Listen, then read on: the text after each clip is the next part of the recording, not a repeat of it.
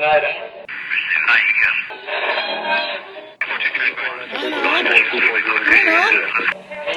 is that you? There, I think I got it.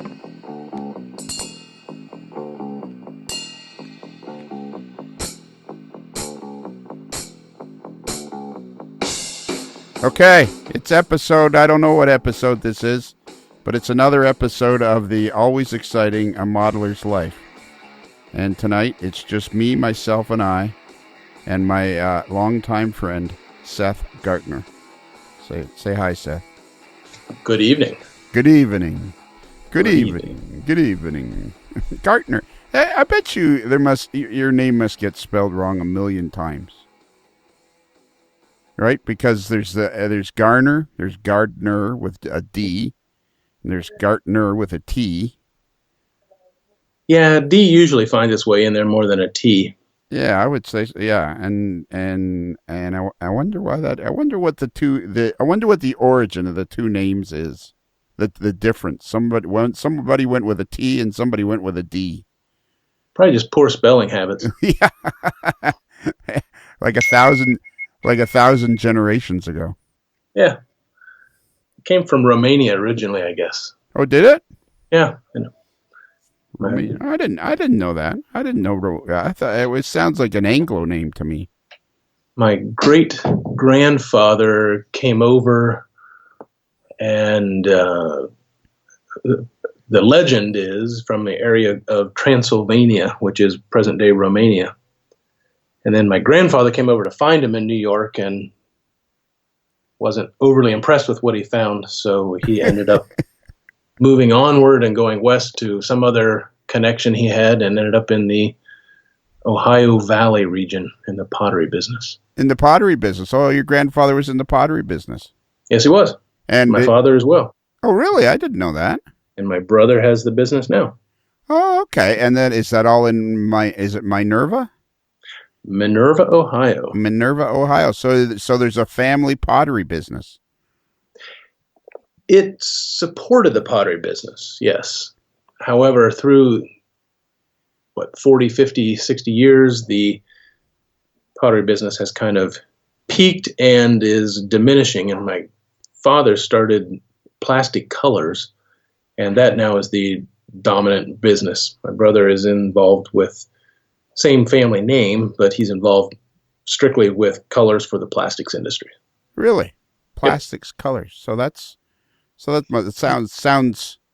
sounds difficult. For some reason, it does. It sounds difficult to me.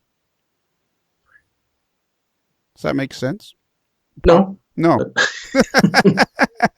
Well, okay. So what? How big is the company? It's pretty small. Yeah. I think he only has about 20 full-time employees. That's pretty big. It's like twice the size of my business, and I'm quite happy with the size of mine. So I think 20 is that's quite a responsibility. Sure. So, and plastics, like so somebody sells a set of red plastic cups. Somehow your brother's business is involved in creating the color red that is put into plastics. Yep. Wow. They'll say, ask what application it's for, and they'll do color matching. And one of the businesses sales would be with like Little Tykes was for a while, Rubbermaid for a while. They make the colors for those roadside barrels that everybody hates going through construction zones. Oh, really? Yeah. I have a buddy who works for a natural gas company in Florida, and one of his jobs is that he oversees construction sites where they're putting in lines, and he's always renting those barriers, those round barriers, striped barriers. He's always renting those from Bob's Barricades in Florida. And Bob's Barricades is very big in Florida, and fortunately, then Terry gets tickets to things like the Daytona 500 and what have you, and occasionally I'm the grateful recipient from Bob's Barricades. It's a nice convoluted way, but you got it. Yeah, So exactly. my brother would tell you to go ahead and hit those on the side of the road so they knock them over the guardrail. You have to buy more. So, do you have any other siblings? Yes, I do. I've got two sisters. Okay. One lives in Anchorage, Alaska, and the other one is in Canton, Ohio. A home of the Football Hall of Fame. Professional Football Hall of Fame. You got it. And Minerva is only just down the road from Canton.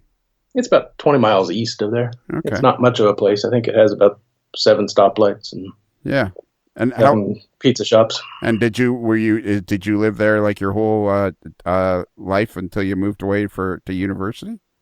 Yep, I did. In fact, my parents lived in the same house that I grew up in until the time that they died. So. Oh, really?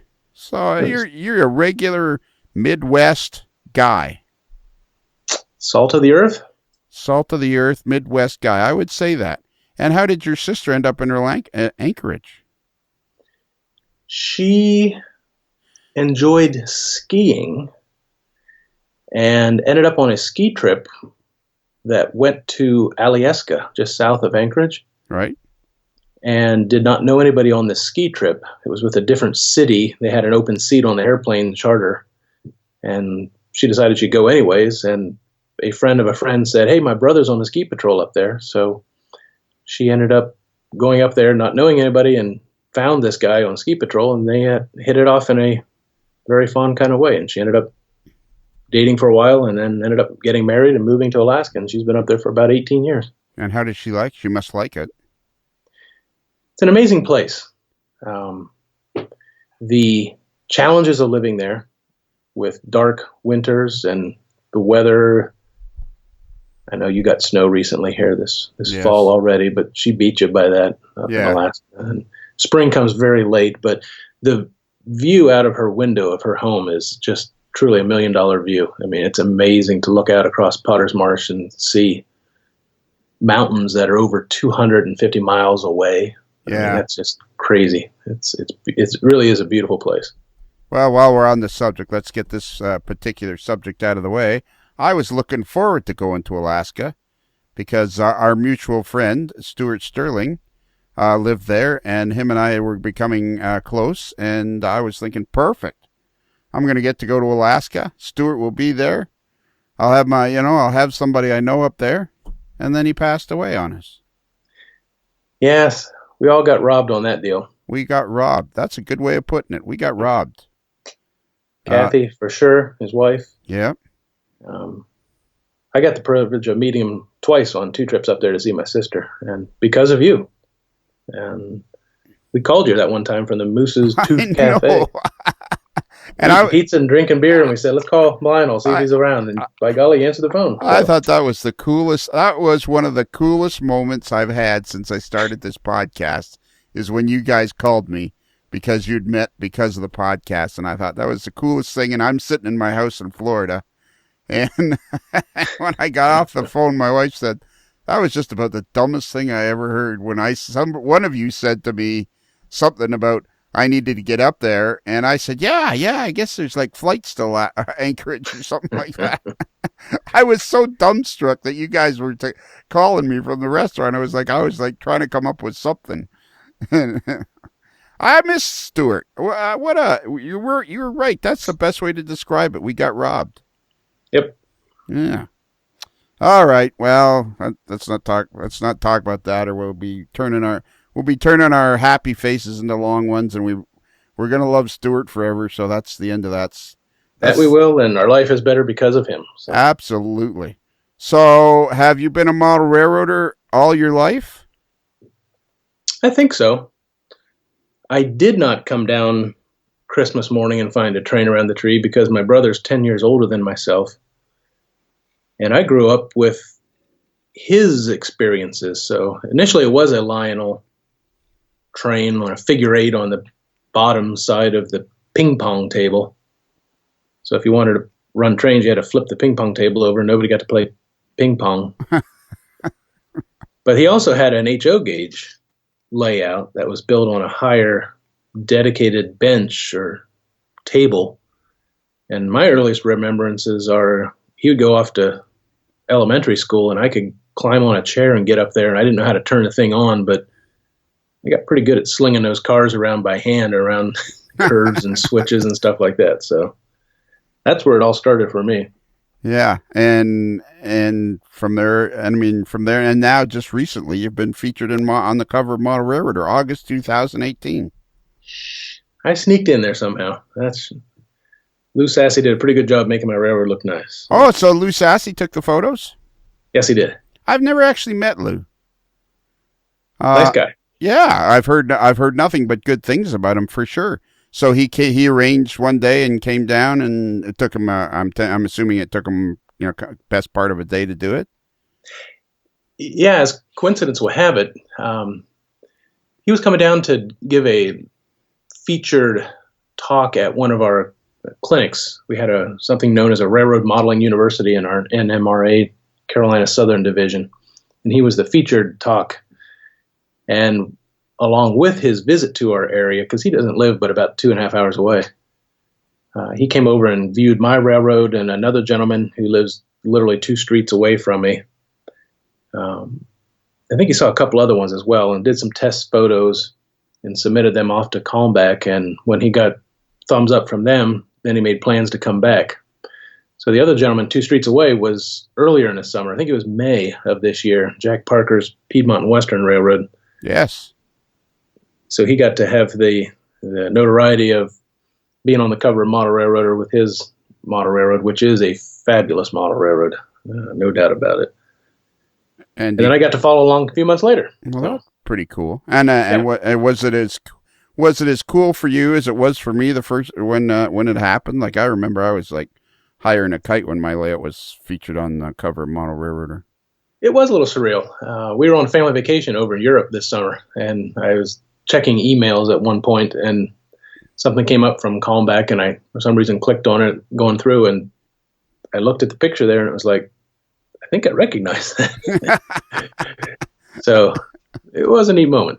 And so what state of scenery completion is your layout? Pretty much done. Oh no, I'm 2/3 the way. Yeah. Yeah.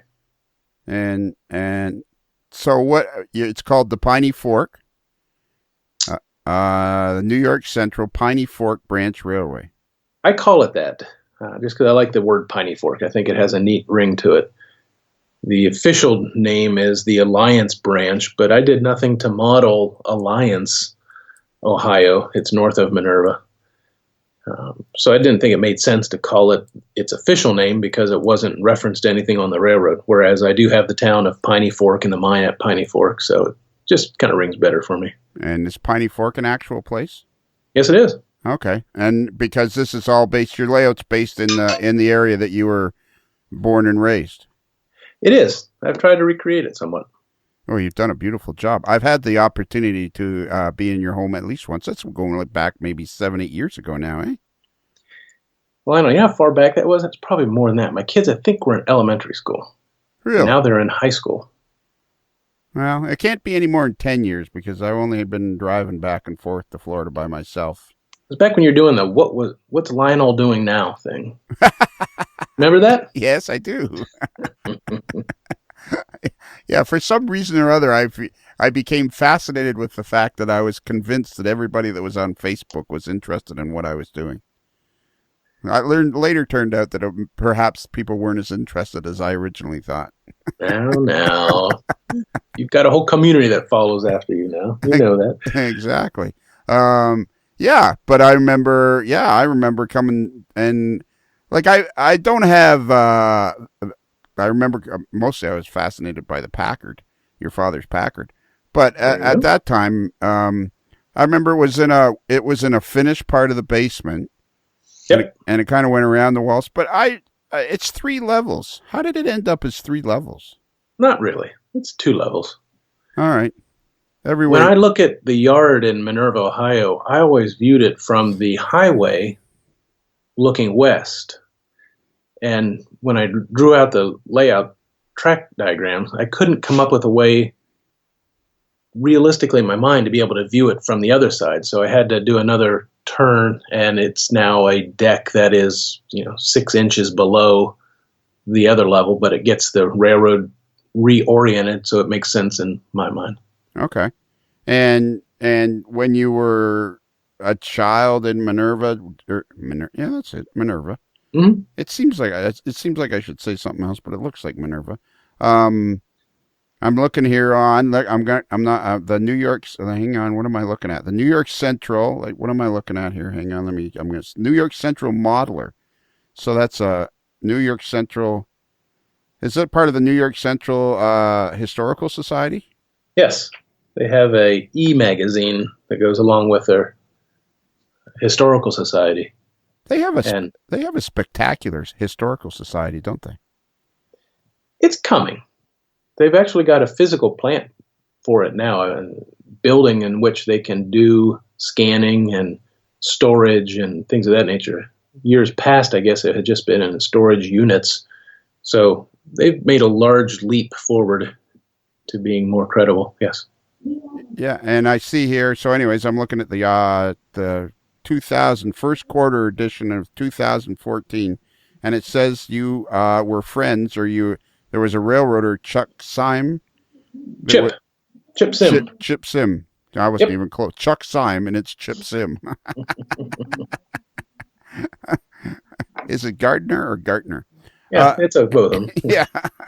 So how'd you meet him? So how young were you when he was a railroad engineer? How did that work? Like, you were just hanging around the tracks, and eventually we're in a small town, so right. Yeah. My parents had been there forever and knew of Chip, who lived just north of town, about 3/4 of the way up to my grandmother's house. And there was one hobby shop on the way to Canton, and I stopped in there whenever I could, begging my parents to pull over and just let me give me 15 minutes in there. But started talking to them, and they're like, "Hey, you're Minerva. You ought to know Chip Sim." And it's like, "Oh, really? I should know him?" And my parents were like, "Yeah, we know Chip." So we got his phone number and we called him. And one day I was like, "Hey, Chip, can I come see your railroad?" And he's like, "Sure, I'm here all day. Come on up." So I hopped on my bicycle and rode up State Highway 183, something I would never let my kids do nowadays. But my mom and dad were like, "Go ahead, have fun." And off I go. It was about 4 miles up there to his place, and rode up there and started a great friendship. And was he a modeler, or he was just a railroader? Both. Oh, really? Yeah, he was a railroader. He joined Penn Central, hired out April of his senior year in high school, because he wanted to beat other kids coming out of high school by a few months to get seniority over them. So he actually managed to hire out then, and he would work out of Minerva once he got his training and all done. But he worked out of Minerva and worked the yard and worked the mines. So he had camera with him most of the time and stories to go with it all. So got a great collection of photographs for a lot of places, Minerva and South. And that became important to me through the years. And I decided when I got a place of my own that's what the focus of my model railroad was going to end up being. Sure. But he also taught me a lot of the skills of model railroading, how to strip a locomotive shell and take dynamic brakes off and paint it and decal it or decal and do it all. So he's my mentor for model railroading. And what year would this be? Like, what years would this be, do you think? Like in the 70s, the 80s? Probably 78, maybe. Okay, late 70s, early 80s kind of thing. Yeah. That's cool. Hey, when you manage to, you have somebody like that in your life that makes that much of an impact. Oh, yeah. We're friends still to the day. I mean, just talked to him this week. We're making plans to go down to Cocoa Beach together in January. Oh, cool. I should try to come over there and see you. You're more than welcome to. We saw you one time over there, briefly. Yes, I rode over once for a quick time. I think I'm going to, don't tell me, Tom Wilson's and the other fella, I can't remember, he's a beautiful layout. John Wilkes, that's right. I'll see you there. Are you going too? Yeah, I'm on the list. Perfect. This podcast won't have come out by then, but we will have completed it. It'll be a highlight. Yeah, I haven't been there the last several years, but I was looking forward to it and I got in on it. So. I haven't been for several years myself, and so yeah. So then this year he's asked me every year, And I thought, you know what, this year I'm going to make an effort and go. And Super. I'm looking forward to it because I mean, his wife makes the best spaghetti dinner. Oh my god. Valerie, very nice. She Yeah. does. Yeah. Oh my. Well, it's just, why it's awesome? Because we're in somebody's home and we're able to talk. There's nothing elegant and fancy about it. It's just good friendship among small rivers. I know that's one of the key things about the hobby. That is one of the while we all enjoy the hobby of model railroading, one of the things that you can't see from the outside is the fellowship. I mean, the fellowship that you have.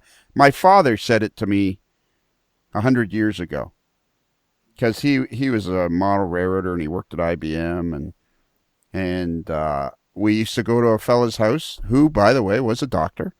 And of course, this is in the 60s. And my father would say, the great thing about this hobby is it just breaks all social barriers. And if a guy that happens to own, 20 car dealerships is modeling the Mopac, and there's a guy over here that drives a FedEx truck is modeling the Mopac, and they find each other, they become friends. Yep. Regardless of the social barriers, which is just the best part of the whole deal as far as I'm concerned. You instantly have a friend. Yeah. Share your experiences with. Exactly. Okay. So how old would Chip be now then? He was born in 1949. Okay. So he's just late. He's almost 70. So he's not. So what is he like? 10, 15 years older than you? 20 Yeah. years? Yeah. Yeah. Okay. So that was pretty cool at that age. Then what are you figuring around the age of 10? You met a fella that was in his mid to late 20s that taught you about the hobby and railroading. And railroading, too. Wow. See, this is why I wanted to talk to you, Seth. You see, this is why I stayed the course and insisted that you come on the podcast, because that's a great story. It is. It's a great story. It's exactly what this hobby is about. Excellent. It truly is. We had other good people in town that worked out there at the yard. Chip was young, so he didn't get to stay there once the mine started playing out and there wasn't as much business. Right. But every time I'd hear the train horn coming into town, I'd hop on my bike and take off with my trusty Yashica camera and go chase it down. I could tell where it was and which way it was headed, either in or out. And ultimately, end up out at the yard a couple miles away. And that's where I first got my first cab rides. Yeah. I could go out to the yard office and sit down, talk to the guy out there. Chuck Sprouse was a good old guy who would just talk about life and all sorts of other experiences. And occasionally a train would be around, but most of the time it was just chatting and talking. Well, yeah. It was fun. They had, I guess, a respect or at least enough tolerance of a teenage kid who was interested in what they were doing that they would explain and teach and talk about it all. So it was good. Just a great experience for you. Just something that would stay with you your whole life. Yep. I mean, that's what I like about the podcast. I mean, obviously the basis of the podcast is about model railroading, but it's the talking and the making the connection for people and all that stuff. Okay, so yeah, so then you met all these guys at the yard, and they gave you cab. Of course, this is back in the days when you could have a cab ride without, and you could just pedal your way right up to the yard office, and nobody be looking at you crooked or anything like that. Yep. And so, okay, so when did you decide are you still a practicing emergency room physician? Yes. And when did you decide you wanted to do that? I guess I decided that in high school.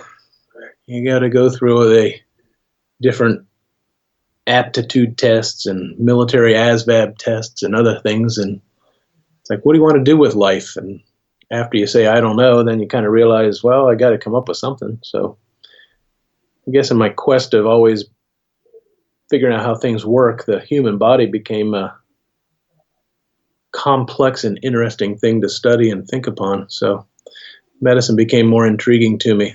I don't know, maybe I should have been an engineer. My wife thinks I should have been an engineer because I'm always tinkering and looking at how things work, but medicine's pretty fun too. I would think being a guy that tinkers and wondering how things work would fit in perfectly with being a doctor, because you've got to have an unending interest or desire to find out how things work. And I don't think there's anything much more complicated than the human body, is there? Probably communication between people.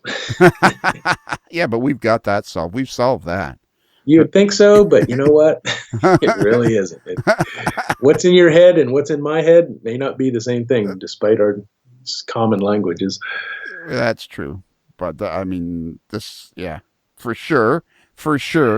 But this new world is just giving us so many opportunities. So, whereabouts did you go to university then? Well, I left Ohio and went to school down here in North Carolina at Davidson College, a little place just north of Charlotte. All right. Interviewed on a January day. The weather was like 45 and sunny and blue sky. And it was like, man, sunshine in the winter? This is all right. So I signed up. It was the best school I applied to and got in. So everybody said I'd be crazy not to take advantage of that situation. And how many years did you have to go to the university, if you don't mind Davidson me? was undergraduate's 4 years, and then there's also 4 years of medical school after that. Okay. I went to school at Wake Forest up in Winston-Salem, still here in North Carolina. Right. So once you got to Davidson, you pretty much Carolina became your stomping ground. There's some advantages. Winters are short. You get some bonus days in the middle of winter that are just fabulous. Usually fall is the best season, although this year we kind of got shortened and compressed and nasty. But I'm not going to complain. Our weather's pretty good. I have a friend that works in the parts department at the Tilley Harley Davidson in Statesville at exit 49 on Route 7 on an Interstate 77, 49A if you're coming south. And he says the best part is you could technically ride year round in Carolinas, because you get those bonus days in the wintertime. It can be cold but sunny, and the sun's on you though, and got the right jacket, you got it made. Yeah, exactly. So, do you mind if I ask you a couple questions about being a doctor? Sure, go ahead. All right. Well, just mostly an emergency room physician. Like, how did you decide on that particular part of medicine? It seemed to be the most interesting interaction with patients, and to figure out what is it that made you come. And when you're young and naive and everything is beautiful, you say, there's got to be a legitimate medical complaint behind everything. So let's figure it out and get started on fixing it. Figure out what way do you need to go from here, that kind of thing. Right.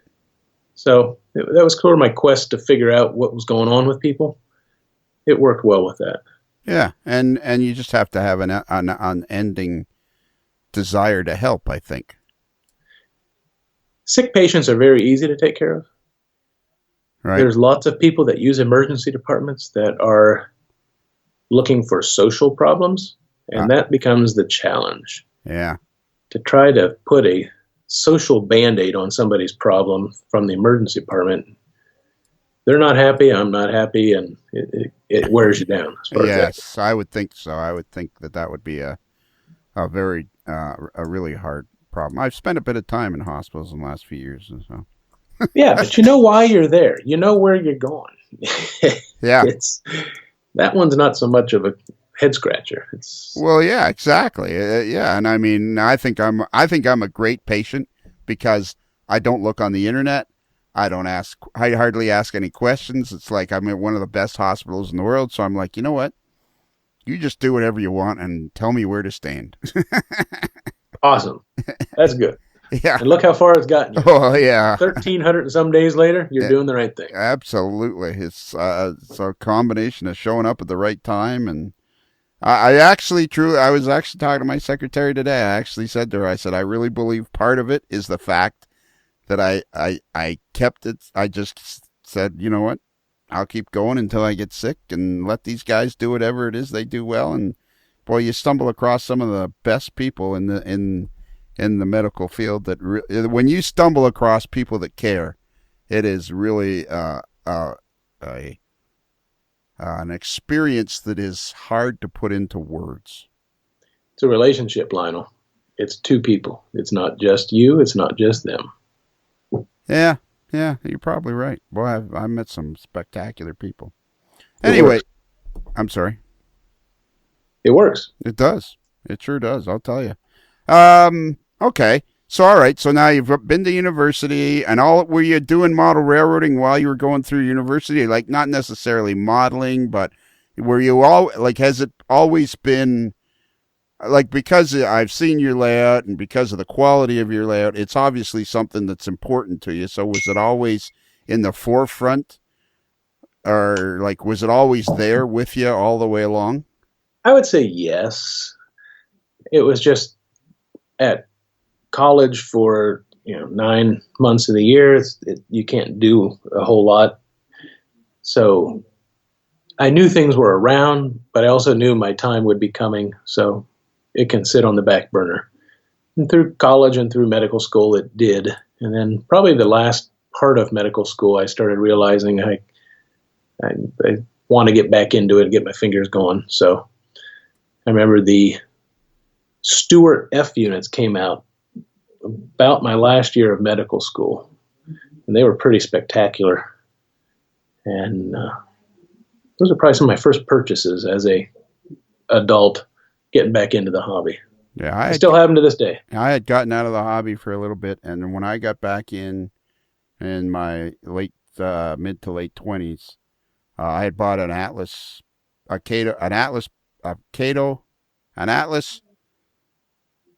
unit with a Cato power. Yep, yellow box. Yeah, hobbies for men. Yeah, and it $24.99. Yeah, and it ran unbelievable. But it wasn't long after that until I stumbled upon the Stewart F units. And, I mean, they had to be, up until that point, I think they were the best running locomotives that had ever been produced in HO. And you know what? They still run pretty darn well today. Oh, my goodness gracious. It's just absolute, as smooth as silk. They just were, I couldn't get enough of the darn things. Sure. It's like, and so you're operating with Digitrax, and you've converted them all to DCC, obviously. Yep. Yeah. How many locomotives do you think you have on your layout? Is my wife going to hear this? No. I'd probably have 40. Yeah. Okay. And not a huge number. No. And okay, this is focusing on my railroad. I mean, what I wanted. I think this is my advice to newcomers into the hobby: is create a focus of what you want to do, what your interests are. I wanted to do New York Central. I wanted to do it in the mid 1960s, and I didn't need to get all of everything that came out from different manufacturers of different road names, and I was able to focus in on it, and I think that's a good idea. Oh yeah, for sure. When I started building my layout, I focused in on 1963, and I maybe expanded it to 67, but it was always the mid 60s, and it makes it real simple, real quick, real simple what you're going to buy, what you're going to purchase, what you're not. Now here's a question for you, because I still have some of those Atlas, those Cato powered Atlas RS3s, and they still run good. Do you still have some of those Stewart units do they still run good? I have Stewart, and I also have the yellow box Atlas. Yeah. And they do run well. I mean, when you think about it, you've had them, some of them 20, 30, some of them you've had probably 30 years. Yeah. Yes. And they still run good. Like, imagine having something that runs that well 30 years later. That just blows my mind. Every time I run one of my locomotives and it runs like that, I'm thinking, because I came up with a numbering system so I would know what year I'd put them on the layout. And I've got some that are 30, 35 years old, and they still run pretty much the same as they did the day I bought them. And I think to myself, how many miles do these HO scale locomotives have on them? Hey, you want to go for a ride in a 1924 Packard? Well, yeah, there you go. Exactly. Yeah, we got to talk about your dad's Packard for sure. So then you do university. Towards the end of university, you start getting more serious about the hobby again. and somewhere along the way you meet the love of your life, but along the way did you stay, like, was your first what do you call it, practice assignment, what do you call it when you're an emergency room doctor? So after medical school, I chose the residency of emergency medicine, and it's another 3. Some places are 4 years, but I did a 3-year program afterwards. So I ended up going to Pittsburgh. I did my residency in Pittsburgh and lived up there for 5 years. All right. My wife also did her residency up in Pittsburgh as well, so it allowed both of us to be in the same place at that point. Oh, your wife's a doctor too? I did not know that. Yeah. Why do I not know that? Maybe you didn't ask. Obviously. Physical medicine and rehabilitation. Oh, cool. And okay, so all right, so you guys did your residency together, and then you decided to come back to Charlotte. Was she originally from the Charlotte area or the Carolina area? No, but she went to school at Wake Forest. So she ended up staying on for medical school, and that's where we met. Before that, she did high school in St. Louis. Before that, I lived in Virginia some. So originally, she's from Colombia, South America. Oh, really? Her family emigrated here in 1980. Her father's a pathologist. Wow. See, Yeah. I told you you'd be interesting. That's my wife who's interesting. You're in. Yeah. I'm going to tell everybody I apologize if I'm embarrassing you, but you're used to that, from me anyways. I'm going to tell everybody that it took a little bit of coaxing to get Seth on here because he wasn't convinced that his path or his story was interesting. I'm thinking to myself, this guy is going to be nothing but interesting. I know. Thank you. Well, but because because we're talking model railroading, it's exactly what my father talked about. I mean, you and I, had we met in some other part of life or some other a bike rally, whatever it was, we would have been friends if we crossed paths, but we crossed paths through model railroading, and people are interested. That's what makes this hobby so great, is people are interested. Okay, so you come back. When did you start working on your layout?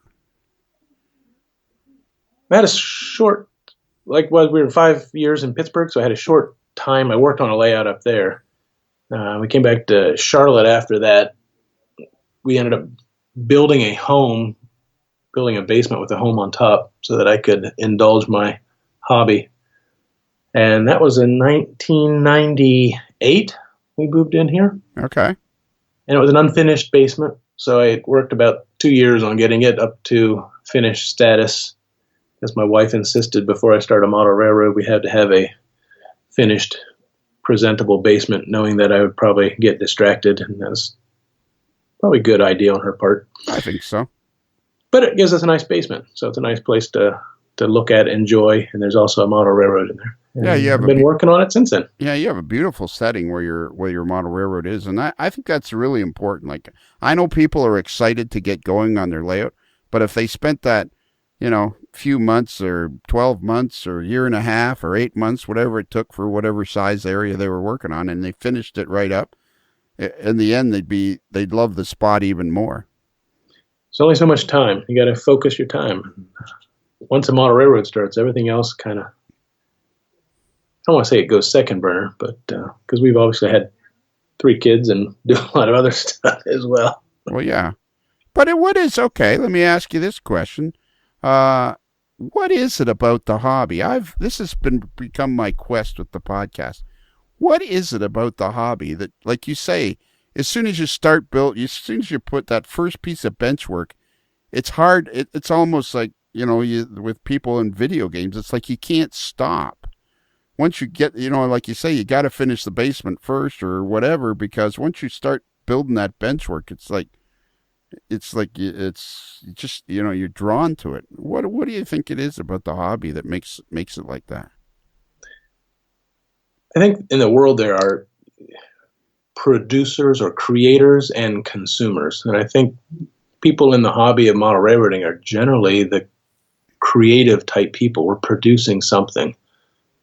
And it's always I mean, it's good use of your time, but it's always, what will be my next 3 steps? What's my next 3 projects? Where am I headed next? And that's part of the fun, is building it in your mind and then trying to have it on your workbench before you and say, can I do what I created in my mind? Or where do I need to cut the corners? Or, how can I make it better? Well, I hadn't thought of that when I was dreaming this up, sitting in church, listening to the sermon, things like, no, a couple times that's happened. Not always, but a couple times. My friend Ron Marsh, when he's a pastor in, don't tell me, the First Baptist Church in Eureka Springs, Missouri. I think I got that right. So let's not tell him that occasionally you'll be thinking about model railroading, because I'm sure I said to him once, I'm sure he's thinking about model railroading while he's delivering his Sunday sermon. He'd never admit to it. He probably wouldn't. Producing. That's an excellent point. It's model railroaders are people that like to produce and create, and you think of it in your mind, and then you try to replicate it. That's see, look at that. What a guy. Okay, so you have a lot of steel. You have a big steel mill on your layout. And how do you define big? I mean, it's probably 4 feet by 8 feet. Yeah, the mirror helps at the end of it. Yeah, I would define it as noticeable. It is. It's the upper deck, so it's right there at your nose, and it has a commanding presence on that upper deck. That's commanding presence. There you go. And 8 feet by 4 feet. That's a decent size. And why was the steel mill just something you thought, okay, it's something I need on my layout because this is a good place for cars to come in and out, or were you fascinated by steel mills because of your childhood, or how did that come about? As a child, we did go to Pittsburgh. Usually we go over there school shopping because they didn't have taxes on clothing. So being the youngest of 4 kids, we ended up going over that way. 5 years in Pittsburgh kind of reinforced the idea of heavy industry and all. And for me, the fun of model railroading is the operations. And there's nothing like a steel mill to give you car movements into and out of an area. Great industry as far as that goes. So it fit all those bills. Everything else on the railroad is pretty close to what existed in reality, but then the last part of that upper deck was my own creation, and steel mill got voted in number 1. So that's why we have it. And do you have a lot of photos from when you were a teenager riding around with your Yashica? Did you still have a lot of those photos? I do have Minerva. Any place I could get on my bicycle, yes. Right. Yeah. And were you just where there's black and white film, or? No, it was Kodachrome. Really? Okay. So how did you know at that age to be taking Kodachrome? My buddy Chip Sim. Well, there you do it. Oh, you take man. slides and you mail them off, and you wait a week or so, and then they come back in the mail. And... I know, eh? It's like when I started my column. It was all Kodachrome, and it was like, man, you take a roll of 36, and if I got 4 good shots out of it, I was like, yes. Still to this day, it's like, I don't know if I want to take another picture. Like, come on, take 4 of them. They're digital. Yeah, exactly, right. Exactly. My secretary and I, we constantly have that argument. I'll take 7 pictures, and she'll take 1, and I'm like, there's plenty of film. Don't worry about it. What kind of camera do you have now? My iPhone. The last real camera I owned was a Minolta. Right. So that was it. Yeah, so you're the same as me. Like, I have some SLRs, but I haven't used them in years. I have a nice digital SLR, but the iPhone, you can take it's so handy and so there. I take pictures also with my Panasonic camcorder. It's a nice little hand palm size one. So okay. So operations. How did you get interested in operations? Like, so Chuck's a Chip. I'm sorry, Chuck. I'm going to call you. And when I meet him, if I meet him in Cocoa Beach, I should walk up and say, "Hi, Chuck." Yeah. It's me, Bob. You want to hear a funny story about Chuck? Yeah.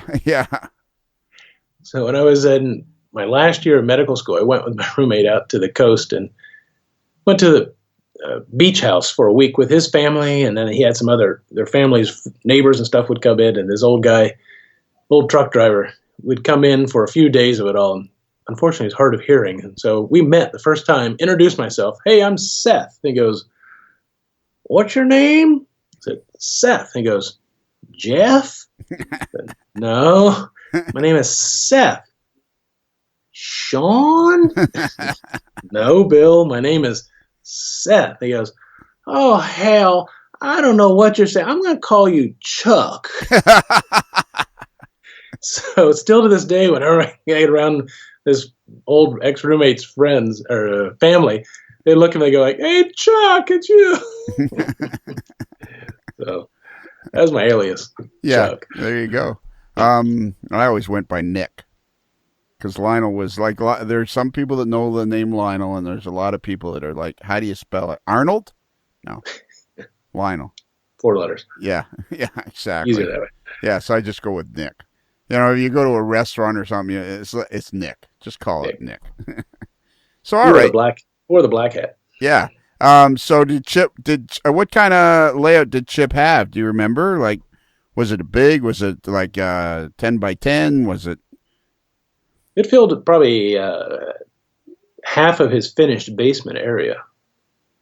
He had a very nice layout. Got to the point of nearing completed scenery. And then he had this unfortunate incident while going to Cocoa Beach. The cold weather came in and froze a pipe in his upstairs bathroom that led to a flood that ultimately led to the destruction, should we say, of his railroad. So yeah. It didn't make it past that. And is he modeling now, or? Yeah, he came back and rebuilt, and he's actually got a 2-level layout. It's pretty nice. Is he still in Minerva, or where is he now? Yeah, still Minerva. Perfect. So did he teach you model railroad operations, or did you learn that somewhere else? Or I learned that more down here in Charlotte. Older gentleman, the gentleman who was in the Piedmont Western issue of the May 2008 model railroad, he has a fabulous railroad. It goes between his building and a trailer, both of which are connected via these tunnel connectors. And a full session can handle 16, 18 operators, keeping everything running. That kind of gave me the idea of what the purpose of model railroading is, at least the movement of cars, the intention of trains, the purpose of recreating transportation. That was kind of neat. And does the layout still exist? Yes. And his name is Jack Parker. Okay. I think when I was researching Seth Gartner on the internet, working the Google on the internet, I saw Jack Parker's very active in your division, Mm-hmm. I guess, down there. Super gentleman, great guy. Cool. And how much distance is between so it's part of it is in his house and part of it's in a trailer? It's an outbuilding garage, actually, 20 by 20 building. And then a single wide trailer is backed up adjacent to it with probably 4 feet between them. And then there's 2 different sets of connecting tunnels that link the 2 buildings back together. Wow. Another individual had created a model railroader in the single trailer and offered the building or the trailer to Jack one time. He said, I'm getting out of the hobby. If you want to buy it, you can have it. And made him a deal he couldn't refuse, so he brought it in and doubled his railroad. So when you operate on his layout, like, will you walk from the one building to the other? Yeah, you get to go outside and walk around the corner and back in the trailer. That is so cool. I think when I started doing this podcast, like, I thought the hobby was a certain size, and I mean, I'm sure you've listened to every single episode of the podcast many times. Yes, sir. Like, I think this hobby is way bigger than anybody realizes. It seems the more you get into it, the more you meet and link, and stepwise you find out what's going on. There's a lot of people that are quiet that just sit back and let all things happen in front of them. But the more you can meet and link in with other people, the more you find out. Yeah, it's massive, and as I've said many times, the internet and social media is hooking us all together. Like we were all in our little clusters of people around the world, not just around North America. We were all in our little clusters, and now we're being all connected, and it just seems so big. You know, there's every person you talk to has some stories that you can't even imagine. Is the hobby is just way bigger than anybody. Okay, so here's my $1 million question that I ever ask everybody. Do you think the hobby's growing or shrinking?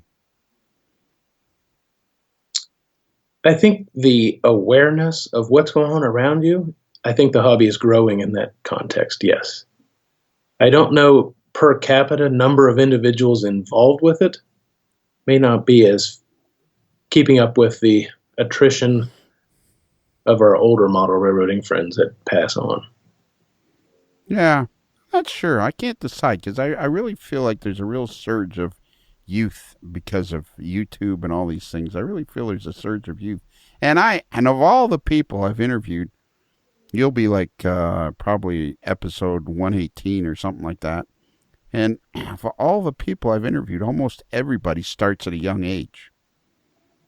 You know, so I mean, it's like I don't think it's as decrepit as we think it is. Like, sure, there's more things for people to do nowadays, but I think you nailed you made an excellent point when you said model railroaders in general are producers. They're creators. And I think as more and more people are exposed to the hobby, like my favorite line, you know, you're watching Russian car crash videos, and the next thing you know that, you know, there's the YouTube is suggesting, and people are going, I didn't know this existed. And because so many of these new manufacturers are coming online, and I mean, look at your, is Todd Arnett an acquaintance or a friend of yours? He's a friend. Okay. He's a friend. He lives just not too far up the road. Yeah. And he's trying to, I've been asking Todd, because he's friends with Todd Gordon, who is the crew chief for Joey Logano, NASCAR star Joey Logano. So I'm trying to get Todd to, because that team's owned by Penske, I'm trying to get Todd to help me get either get a ride for the Daytona 500 or perhaps try to qualify for the Indy 500. That'd be awesome. Now, wouldn't it, though, eh? I'll cheer you on. Yeah. It's a great a human interest story.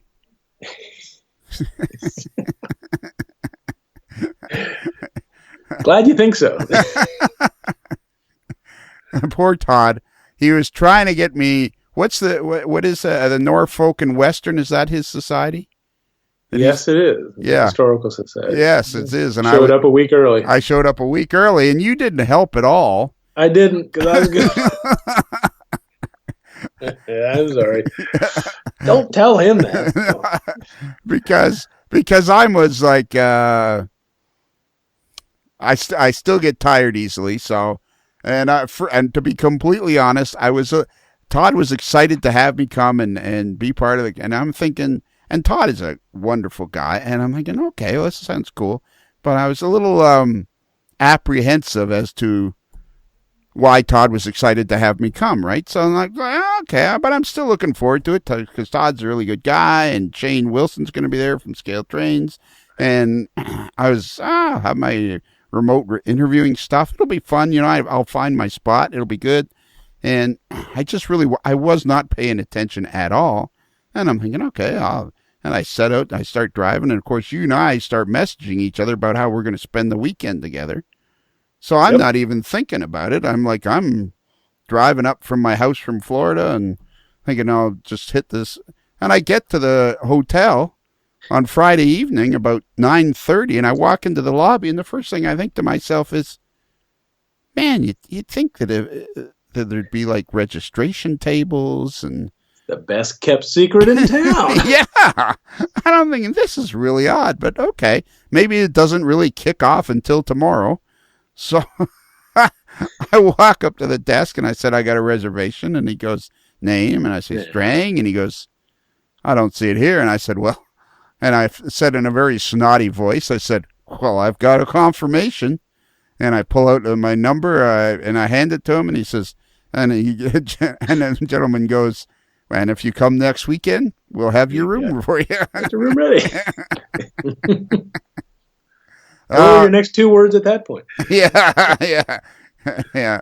I was some annoyed, but fortunately, because we'd been messaging each other, the way I got through it was I just blamed the whole thing on you. Okay.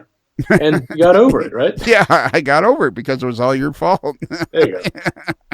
Why don't you come back and we'll go do something fun? Yeah, yeah. I got to do that. All right. So now, are you involved? Like, do you belong to a club or anything down there? Or? I wouldn't say an outright club. I got some friends that have a railroad that I help out with. It's a sort of a larger railroad in an industrial space. So we do some fun things there. I go over to Jack's occasionally. Haven't done it quite as much recently, unfortunately. He's a wonderful guy, and I feel bad about that. The other thing I've gotten into is running of motor cars. Oh, really? Rail speeders. Yeah. So do you have a motor car? So I got part ownership in 3 motor cars. Of course. It's a social hobby. It's more fun with people. So one ends up leading to another and sometimes another, but they're fun. Well, yeah, no kidding. I had a friend, one of my buddies had a couple of motor cars, and man, and they're not terribly expensive for a good one. And it's an antique machine that you try to keep running. It's fun. I belong to a foundation called the Red Springs and Northern, and we have 13 miles of track in eastern North Carolina, just south of Fayetteville. So we can go out there and run the track. There's no freight operations. It's just for motor cars, and usually when you go out, you're all by yourself, and there's no fear of running into any other motor cars. You just have to watch out for cars on the crossing. Really? So you guys have you have 13 miles of your own track? Yeah. How many guys are called the Red Springs and Northern, did you say? Yes. And so how many guys are in that club? The emails list 68 people, but as in most organizations, there's really, 10% or 15% are active. Sure. So yeah, I mean, you got 68. So how did you guys end up with 13 miles of track? Like, wouldn't that be somewhat cost prohibitive? Yes. So CSX, it's an old Atlantic coastline track. CSX wanted to abandon it. It's a poor area of the county, and people with some vision thought if we created an entity to take ownership of this track, we could potentially get industrial business who would use the rail line to come in. So they bought it from CSX instead of it getting scrapped, had some problems in being able to maintain it. So a group of motor car enthusiasts approached them and said, what if we help you maintain the track, keep it clear of trees and weeds and things of that nature in exchange for letting us run on it? So it seemed like a good symbiotic relationship and went forward for a while. And finally, the development company said, nobody's coming into this area of the country with industrial expansion, so we need to get rid of it or scrap it. And about that time, a business online wanted to expand, and the only way they could expand was into where the railroad was. So a deal was made where they bought part of the track, relocated track, gave money, and paid off some component of a loan.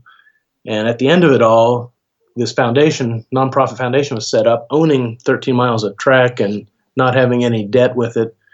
And this chicken processing plant got expansion rights, and it was a good win-win situation for it all to work out. It's a very unique situation. No kidding. No kidding. I found the website, redspringsandnorthern.com. Yep. And you're a member. Yep. And you own your part ownership in 3 cars. Yes. And what do you store the cars there? No, we keep them back in our garages. I don't have them here. Right. One guy I share it with has it at his place, and another guy has 2 of them in his backyard. But there are a couple larger A cars that are bigger than just the smaller speeders. and they are stored on property. So you can go down with your keys and unlock it and take off and go for a ride if you want. All right. Well, I am definitely coming for a ride. This is getting better and better. And you, is it every other year you have an operating session? A bunch of organize an operating session?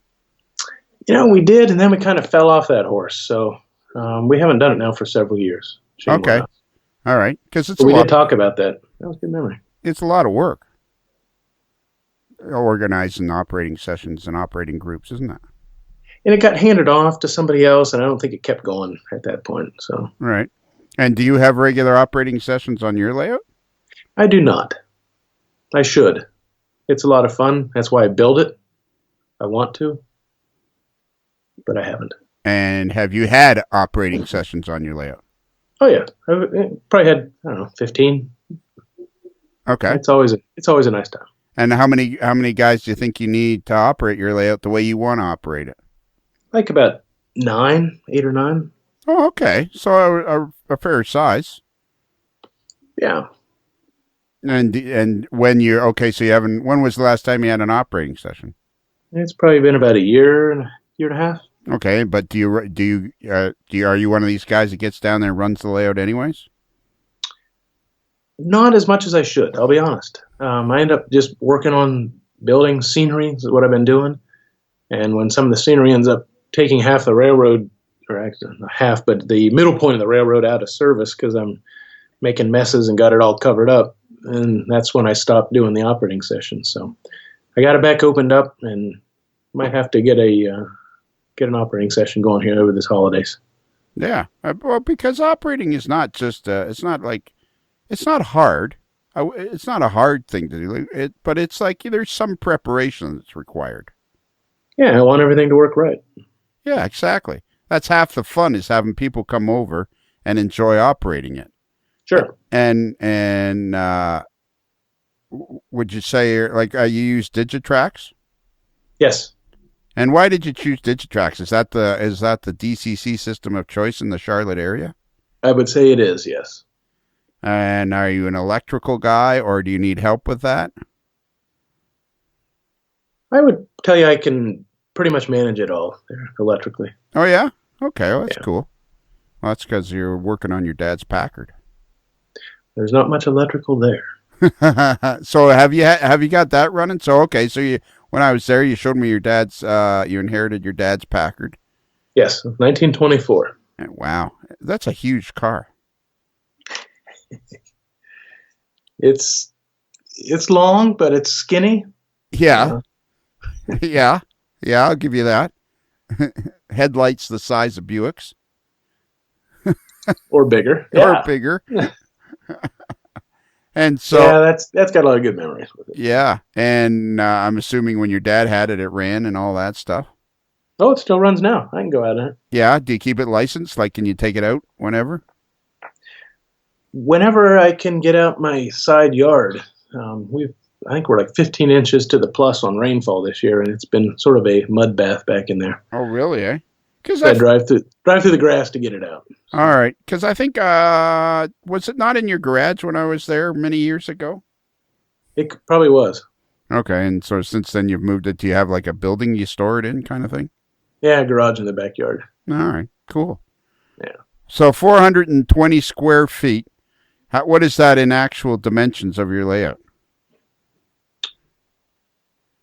30 by 11, and the steel mill takes up another, let's say, 10 feet past that. Okay. Is there anywhere on the internet that somebody could see a track plan other than in Model Railroader?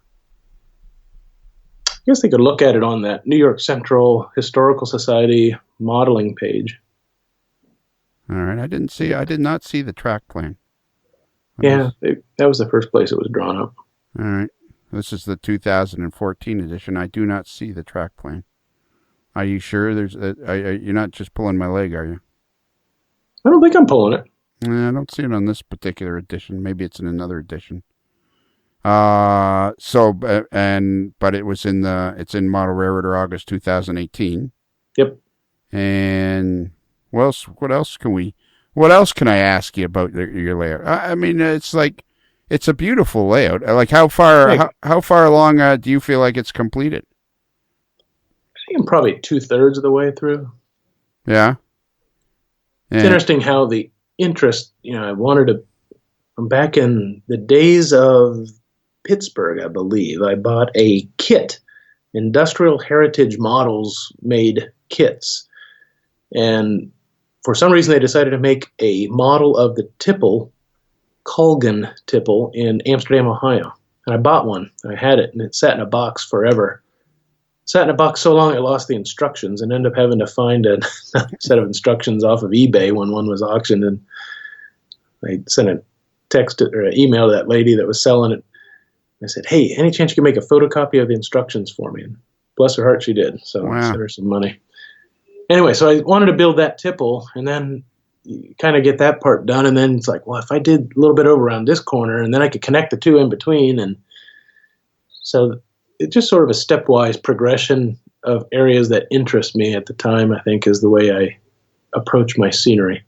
But I'm down to about probably the last third of it. yeah, and you're probably the same as everybody else. I mean, I haven't found too many model railroaders, and I'm sure they're out there. I haven't met too many of them, but that are very,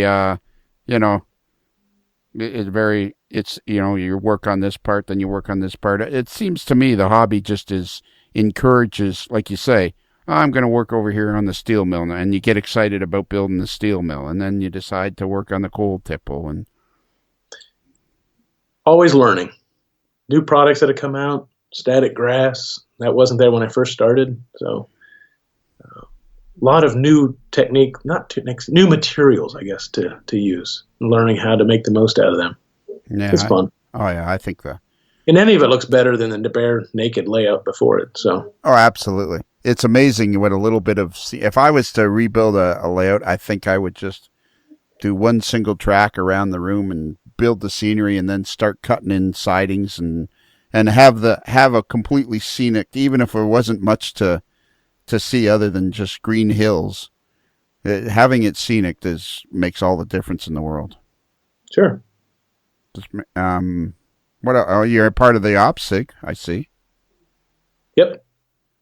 And how often? I think how often do you go to other places to operate? Not too often. I went to the Mideast Region Convention, so I got to do some operations up there. I only went to one national that's down in Atlanta, and I operated down there. It was a lot of fun. Got to meet some new people, friends. Kept in touch with some of them. Right. That's good. Are you active in the hobby online at all? Is there any place you like to go online and stay active with a particular group or anything like that? Through Facebook, I would say A Modeler's Life. I'm probably the most active there. Model Rail Radio, good people in there. Yep. Got in touch with Jim Gifford when I went down to Australia a couple years back on a summer vacation, and he came out to the hotel and met my family, and we shared a bottle of wine and chatted for a while. So now I get friends in other continents because of the Facebook connections. Yeah. Oh, yeah, absolutely. I mean, I feel like the podcast is a gift to me that I could never have imagined. It seems, I'm sure it seems on the outside I'm doing it and other people are getting it, but to me, I'm the one getting the reward. The way, just even tonight, you and I have talked briefly on and off. I would say that I could have stopped in it. For years, I felt like I could stop in at your house anytime and I'd be welcomed. But, the fact that we took the time to have this is the longest conversation we've ever had. And it's kind of like, it just increases your connection with people. Sure. You just become more and more connected with people. And like, that's the part of the hobby that I think that's why the hobby's going to grow. I really, truly believe the hobby's going to grow. Maybe I'm wrong. Maybe I'm just overly enthusiastic or something like that. But those people who are social now have an extra or an additional avenue with which to be able to connect and meet other people outside of their hobby shop or local clubs or immediate circle. So yeah. What's the hobby shop situation like in Charlotte? That would be zero. Oh, yeah? Yeah, I have to go back up to Spencer. up there, little choo-choo hobby shop. That's the closest one. It's about 45 miles up there. Spencer, North Carolina. Where the Mm-hmm. Spencer? What is it? It's the North Carolina Transportation Museum. You got it. I was so annoyed that I'd gone on the wrong weekend. I was thinking, once I got going, I started thinking this is going to be cool. Like Todd's going to be there. He's going to be, I'll have guys to hang out with and everything. And I'm like, oh my God, it was all Seth's fault. Whose fault? Yeah. Steve. Yeah, Steve. Yeah, right. All right. What else? All right. I want to kill another. There's got to be more. What have you been up to? What other hobby shops? So if you buy the hobbies at Spencer, North Carolina. There's a little hobby shop there. Where else do you buy your stuff? Really, through the internet. I mean, that's the way that, for where we are, that's the only way to really get stuff in. Yeah, I'm surprised at Charlotte. Because there's like Blue Ridge Hobbies, which is a long ways from where you are, obviously. But that's a going concern. But I'm surprised. I would have thought Charlotte would have had at least one, because it seems to me like it's got a fairly vibrant model railroading community.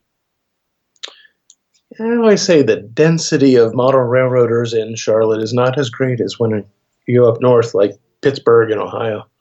Yeah, I mean, but in Kansas City, it's just like it's crazy, or St. Louis, it's crazy, or Tulsa and places like that. They just, I wonder, maybe Charlotte's just got the perfect climate where more people are outside or something. Yeah, want to see a picture of my boat? How big is your boat? What boat? What it's where do you keep it? What lake? We live on Mountain Island Lake. It's the water supply for the county. It's not real big. It's downstream from Lake Norman, but It's not as developed, so it's nice. It's green. It's quieter. Right, and can you get to Lake Norman from that lake? Yeah, there's this concrete thing in the way. It's called the dam. Yeah. So you'd have to load it up on the trailer and take it. Lake Norman is where all of the NASCAR stars live, because Charlotte is the hub of NASCAR. Yep. And that's where it's a huge lake, really. It's too big. It's just too big. Too many boats, too big of waves, rough. I'll take my lake any day over to it. Did you say you live on the lake? Our neighborhood is on it. I'm like 5 lots off of it. Yeah, that's what I thought. I didn't remember a panoramic view looking out over the water from your kitchen area. No. What are you working on right now? What are you working on right now? What is it? The cold? You just finished up the cold tipple. Working on actually another coal tipple in Hopedale. It's called the Dye Coal Company, Dyco. So I've been taking pictures through it because in January I'm going to be giving a clinic on it at our local railroad modeling university we put together for the division. So I'm going to talk about my approach to scratch building a coal tipple to fit this unique location on a curve. All right, let's talk about that Model Railroading University. Let's give those guys a plug. So it's your local NMRA division. What's the division called? Carolina Southern. All right. We'll be hosting the Mideast region in 2020 down here. All right. And so what is this Model Railroad University deal? What is that? Once a year, we thought after Christmas, if somebody gets a model railroad and a box kit or something of that nature, and said, well, what do we do with it now that we have it? The division decided to start an education process of, here's how you can take this and go forward. So there are different levels, like at the university, you could have a 101 level class or a 201 level class or 301. And we've covered all sorts of different topics of, how do you expand beyond just a circle of figure 8 circle or something of that nature? How do you incorporate DCC? How do you start doing scenery? How do you build buildings? So that kind of a thing. That sounds pretty cool. That sounds like something we need to expand on. So okay, let's do the division a favor. And what'd you call it? The South Carolina? Nope, Carolina Southern. Carolina Southern Division. I bet you Mideast region. Okay, I bet you they have some sort of web page or something, or some sort of web presence. Carolina Southern Division. I'm typing it in as we speak. There it is. All I had to do is all right, there it is. Yep. I'm going to go to that page. I didn't go to that page. I clicked on the wrong thing. That wasn't very smart of me. Let me try again. These problem with computers is there's too many buttons. Are you looking at Russian car crashers again? Yeah, yeah. There's too many buttons on computers. I'm telling you, I'm convinced beyond a shadow of a doubt. Is it carolinasouthern.org? Yeah, look at that. Carolina Southern. And you know why it's .org? Because they're organized. Yeah, because they're organized. There you go. All right. Railroad Modeling University registration now open. So how many people would you get for this thing? I don't know what their actual numbers are. Maybe, 40, Really? 50. Really? That's where Lou Sassy came in. He gave the premier lecture, the individual classes stop and everybody goes to the main lecture hall. And that's where I first met Lou. This was last year. It was probably 3 or 4 years ago. He'd be good to have on the podcast, wouldn't he? He's an interesting guy. He probably would. Yeah, and you know what I could say? You know how I could make an introduction? You know what would seal the deal for me? What was that? I'm a close personal friend of Seth Gartner. Who? So we cannot pass this. We cannot pass by this. We have to expound on this Railroad Modeling University, and it looks like it's a going concern. Like it really does. And how do you think people find it? Like they just happen to stumble onto the website, or? We put out flyers at Little Choo Choo. We try to advertise it through that area. It's on the internet within the division, and hopefully repeat customers. People have been doing it. Yeah, this is cool. Okay, so you can get more information at this link. I'm going to go to this link. Registration for the Railroad Model University 2019 is now open. What is the Railroad Modeling University? It is a place to discover the fun of model railroading. You do not have to be an NMRA member. Perfect, because that way people can just come and see. The event is open to the public, but registration is required. How much does it cost? Do we know? Is it roughly? I don't think it's not much. Usually, if you want lunch, it's like another $5. So it looks like it's $10 or something. Yeah, I think it's so it's nominal. It's a nominal fee. Yeah. So registration is required, so they have a rough idea of how many people are coming. Master model railroaders and just plain old model railroaders conduct clinics. So are you a master model railroader or just a plain old modeler? Just a plain old Joe. All right. Conduct clinics, short classes, and university speak, and hold demonstrations. And do they have like a make and take kind of thing where people will make a small model and take it with them? No, but one guy was doing ballasting, and he would have people get hands-on and get their fingers into ballast and glue and all. Right. That. And so you're going to present a clinic about how to scratch build your coal tipple. Yeah, my approach to scratch building. And what is your approach to scratch building? Do you have a unique approach, do you feel like? I don't know. I just know how I would approach it. And I thought about going back to the start of it all of why would you want to scratch build it? And then what would keep you from scratch building it? So I could talk about what tools are helpful, what materials you want to have on hand, sort of getting up to that point of what a kit gives you. If you open up the box and throw everything out on the workbench. I also have the unique location of where I wanted this tipple to go into. It's on a curve with a backdrop. It's not real deep. So that's why it has to be scratch built, is because Walther's Cornerstone puts out lots of nice kits, but it's for me, my modeling, I don't want everybody to say, oh, look, yeah, you got the gruesome casket company. It's sitting over there just like everybody else does. I know, eh?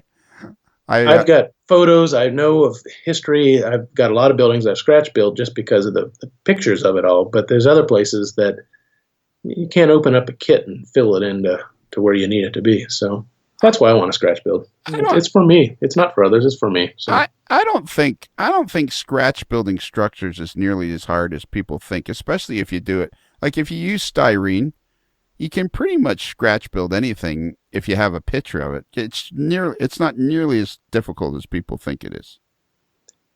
and if you have the tools that'll help you make it square, you need to have some experience building a kit ahead of time to be able to do it, and having the materials sitting there and ready to go is also a big thing. Yeah. And making it square is always the hardest part. I mean, I can remember when I started scratch building, I built a few oblong structures. Well, there are oblong structures in the world. Yeah, I just had more than my share. Chose the right one. But okay, do you have a particular what I ended up doing is, I don't know how I got the idea. I'm sure it's not my idea. I would bet money that it's not my idea. But I went to a local metalworking shop and I got them to make me chunks of aluminum billet in perfectly square. Like I have one that's, an inch high, another one that's 2 inches high, another one that's 3 inches high, and they made it square, and then I just build the corner around that. Yeah, I've got some squares that I bought through Micromark. I've got some squares, but you also have that metal tray with the magnets that lines things up pretty well for you too. Yeah, exactly. And that's another great idea. Well, Seth, I think we managed to do it, buddy. I think we managed to create a whole podcast, a whole episode, just you and me by ourselves. We didn't have any help from anybody. Couldn't find the mail boy, couldn't find anybody, huh? No, we built this thing from scratch. Well, Awesome. The mail boy is in Kansas City. Were one of his clients. I saw the pictures with Shane and Tony. And Tony's busy entertaining him, and Shane's doing the same thing. And see, that's awesome. Yeah, that's good.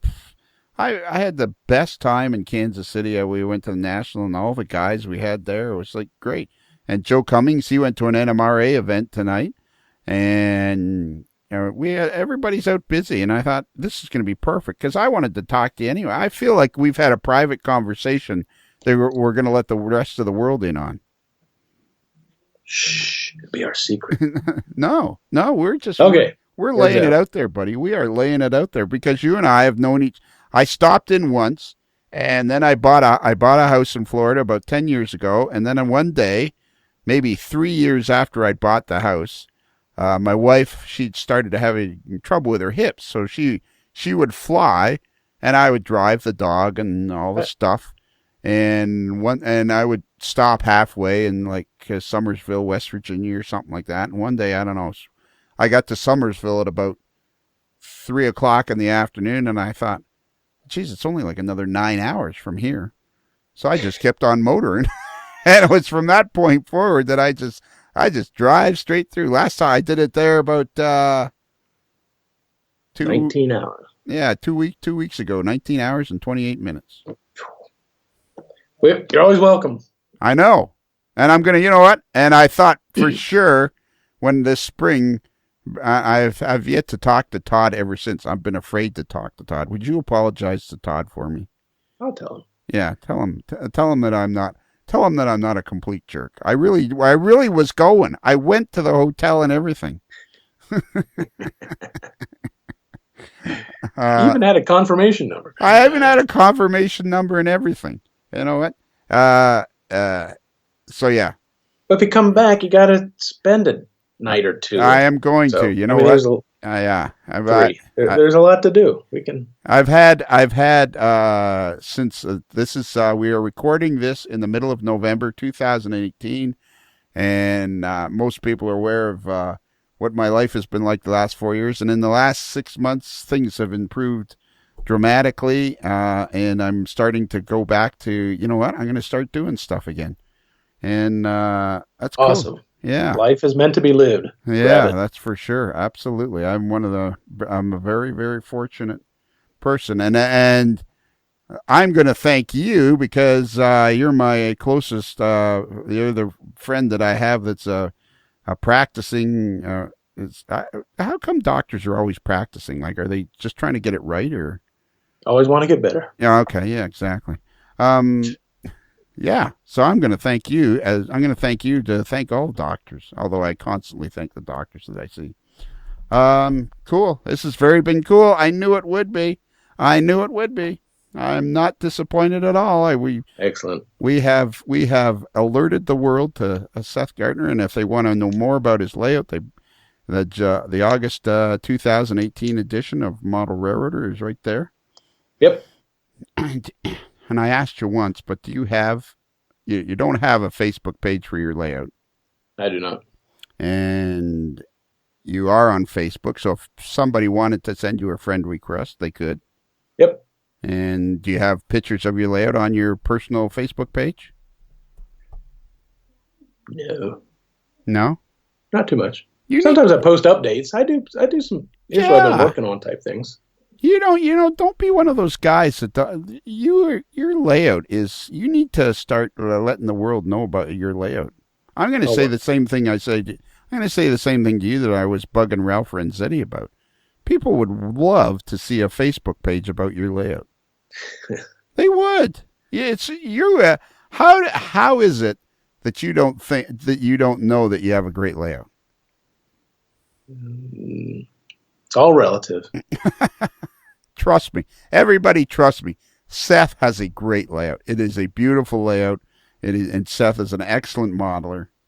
Thank you. All right. Do you want me to give out the email address? I get the sense that you wouldn't be. That's not something you'd really enjoy that much. You take that one.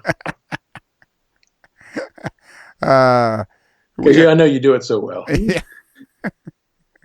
know what?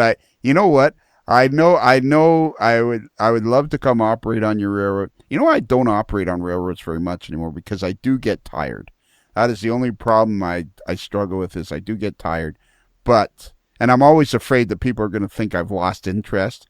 If an hour and a half in, then I'm kind of like looking for a place to sit down. I'm always worried that people are going to be afraid that I'm always afraid people are going to be thinking I lost interest. And it's not that, but I know I could come to your place and operate without any reservations. But I got my other hobby is the home brewing of beer. So you can always just blame it on that. You can sit down on the couch and just say, "Yeah, that's right." And what is your beer called? I know what it is, but Piney Fork Ale. Piney Fork Ale. How long does it take to make beer? Good beer can take 3 weeks. Okay. It's always better if you just take your time with it. You don't rush it. And you can drink it in a week, but it's not as good as 2 weeks, and it's not as good as 3. So. And how many gallons of beer would you make at a time? 5-gallon batches. We put them in Cornelius kegs. What's a Cornelius keg? Remember back when Coke and Pepsi came in those steel canisters, the kegs that got mixed with the soda water? Yeah. That whole industry's changed. Now it's all bags in cardboard boxes. But the kegs got recycled and snatched up by lots of people, but home brewers as well. So I've got a little supply of those. I keep 2 in the fridge all the time and a couple gallons in production. So, stop by, have a beer, run some trains. I think all good. I think you're drinking more than your share there, buddy. What's my share? Got some for you. It's okay. Right? All right, I'm looking. Okay, there it is. Yeah, the big, long, tall ones. Yeah. And what is so special about that? Is just because of the pressure or something you can put it under? Yeah, you can pressurize them, you sanitize them, so it's convenient. Okay. And so, how do you make beer? Well, yeah. Most of my beer is made through, they're called kits. So the first 3 hours of the process of making beer has been consolidated into making a thick syrup or a powder of the malt. So you basically reconstitute that in water, and then you add hops and you boil it for an hour. Add specialty grains or finishing hops, things of that nature, and then yeast at the end once it's cooled down. So is it just a kind of a trial and error process where you keep making it until you get the taste you want? No, there's the kits are all pre-measured out of everything, so you can go with what they give you as a kit. If you feel that you like more hops, you can change their recipe. All right. And what is it about Piney Fork Ale that is particular to Piney Fork Ale? It's whatever the batch is that's on tap right now. That's what it is. It always rotates, but it's always in that ale family. So hops are good. So come find out. Stop in. So one batch of Piney Fork Ale may not necessarily taste like the next batch of Piney Fork Ale. That's true. So that's why you have to keep making it, because you're searching for the ultimate. You say doctors practice, so do homebrewers. Well, you know what? We're not going to do the Kelly questions tonight, because I did the Kelly questions once by myself with Adam Pinellas, and it's actually going to be posted next week. And he's a great young guy. He lives in Utah, and he's like, he has a Gartner railway and a live steam railway, and he's a conductor on the California Zephyr. Yep. And so anyways, I did the Kelly questions, and it was just him and me, and it was great, but it wasn't as good as it is when you have at least two other people. So we're going to wait before but that won't be as painful, because it'll be me and somebody else, and it won't take as long. Okay. Okay. So you can have a couple of Piney Fork ales, and away you go. That works. Let me know. I'll bring him into the studio. Yeah. We can all have it. Yeah, exactly. All right. So our email address is modellerslife. That's modelers with one L. Oh no, see, I can't even do this as good as Bruce does. It's modellerslife@gmail.com. That's modelers with one L like ale. Oh. Not two L's like Lionel. Or Excellent. Even better, my friend, it's one L like ale and not two L's like Cadillac.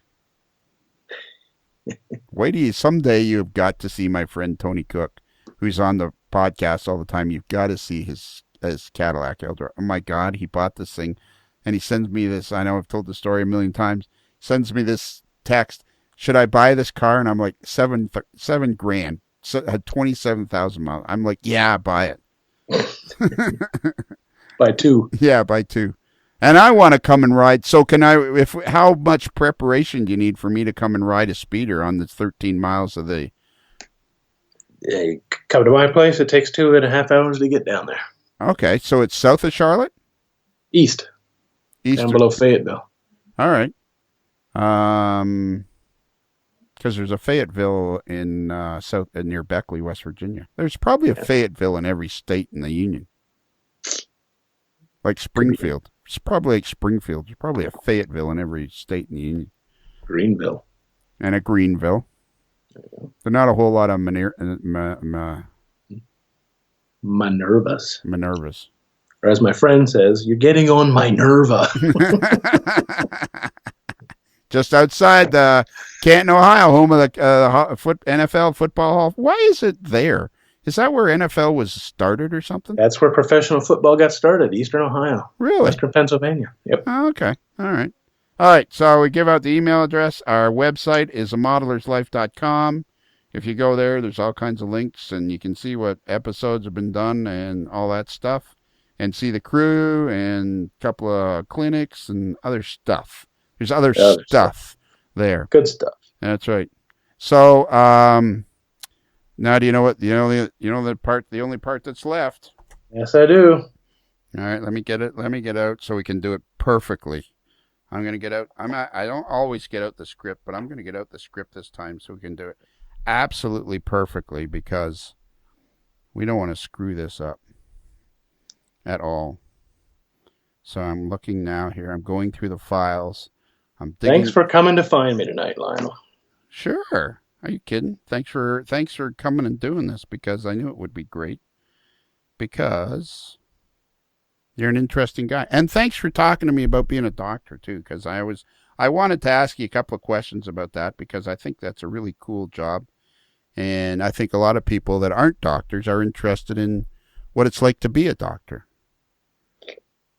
There you go. It's got to be generally a very rewarding life to have gone to all that work, to go to all that schooling. And then you're right.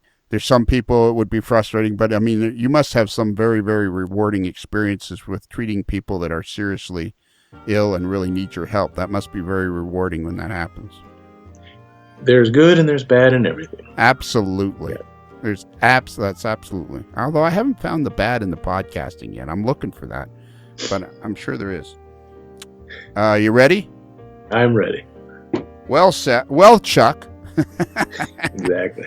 Well, Chuck, as we close the barn doors on another episode of A Modeler's Life and the sun slowly sets over the back 40, I guess there's nothing else left to do except for you to say, happy rails to you.